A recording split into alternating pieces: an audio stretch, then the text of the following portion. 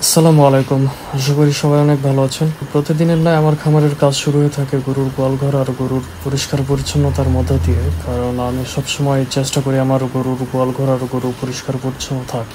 কারণ সারা রাতে এরা মশা মাছির কামড়ে পায়খানা করে একদম গাটা মাখায় ফেলে।